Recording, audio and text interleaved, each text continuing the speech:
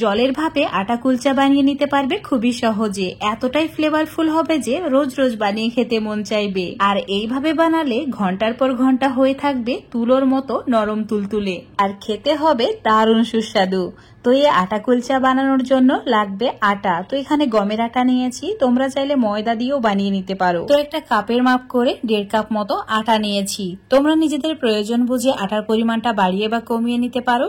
এখন দিয়ে দিতে হবে স্বাদ মতো 1/2 চামচ নুন, আর দিয়ে দিতে হবে 1/2 চামচ চিনি, তার সঙ্গে দিতে হবে 1/2 চামচের একটু কম খাবার সোডা, আর 1 চামচ বেকিং পাউডার দিতে হবে।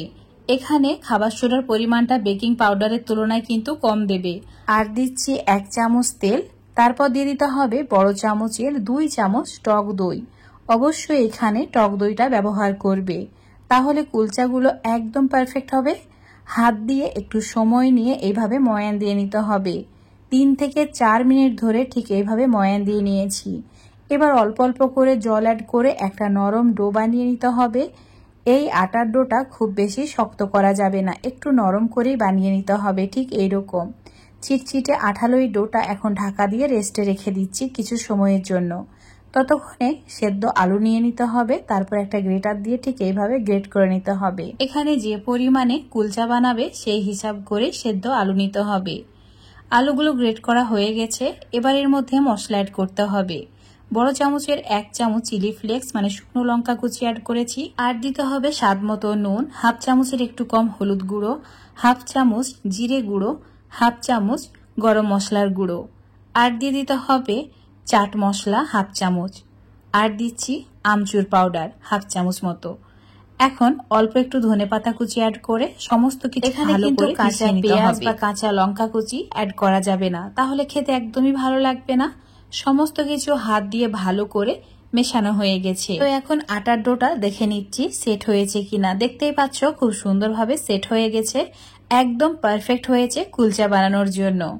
তো একই সাইজের 6টি লেচি কেটে নিয়েছি, আর ঠিক এইভাবে গোল করে নিয়েছি। এবার সামান্য পরিমাণে আটা ছড়িয়ে দিয়ে একটা বাটির মতো করে বানিয়ে নিতে হবে। ঠিক 2 আঙুল দিয়ে এইভাবে একটা বাটি বানিয়ে নিয়েছি। এবার আলুর পুরটা ঠিক এর মাঝখানে 1 চামচ মতো অ্যাড করতে হবে। এখানে আলুর পুর খুব বেশি দেওয়ার প্রয়োজন নেই, 1 চামচ মতো দিয়ে ঠিক এইভাবে মুখটাকে বন্ধ করে দিতে হবে। তারপর একদম চ্যাপটা করে নিয়ে বেলে নিতে হবে। আর এই কুলচাগুলো একটু লম্বা করেই বেলতে হবে, দেখতে অনেক বেশি লোভনীয় লাগবে। এটা কিন্তু গোল করে বেলা যাবে না, অল্প একটু আটা ছড়িয়ে দিয়ে এইরকম লম্বা করে বেলে নিয়েছি। এখন এর মধ্যে দিয়ে দিতে হবে সামান্য পরিমাণে সাদা তিল, আর দিয়ে দিতে হবে কালো জিরে, অল্প একটু ধনেপাতা কুচি। এখানে তোমরা কাসুরি মেথিও অ্যাড করতে পারো, ফ্লেভারটা ভালো আসে। এখন আরো একবার বেলে নিতে হবে, তাহলে এটা রেডি হয়ে যাবে ভাজার জন্য। তো ভাজার জন্য আমরা তেল ইউজ করব না, ফ্রাই প্যানের মধ্যে জল দিয়ে দেব। এইভাবে জলটা ফুটতে শুরু করলে দিয়ে দিতে হবে কুলচাটা। তারপর চুলোর ফ্লেমটা হাই করে রেখে ঢাকা দিয়ে দিতে হবে কিছু সময়, যতক্ষণ না এটা ফুলে উঠছে। তো একটু সময় নিলেই দেখতে পাবে একদম বেলুনের মতো ফুলে ওঠে। আর অবশ্যই এই সময় চুলোর ফ্লেমটা একদম হাই করে রাখতে হবে, তাহলে এরকম ফুলে উঠবে। এখন ঢাকাটাকে সরিয়ে দিয়ে এটাকে উল্টে দিচ্ছি। নিচের সাইডটা দেখো খুব সুন্দরভাবে কুক হয়েছে। এবার সামান্য পরিমাণে ঘি ব্রাশ করে নিতে হবে, উল্টে দিয়ে অপর সাইডেও ঘি ব্রাশ করে নিতে হবে। তোমরা চাইলে ঘি বা তেল যেটা ইচ্ছা সেটাই ব্রাশ করে নিতে পারো। আর একইভাবে সবগুলো সেঁকে নিতে হবে।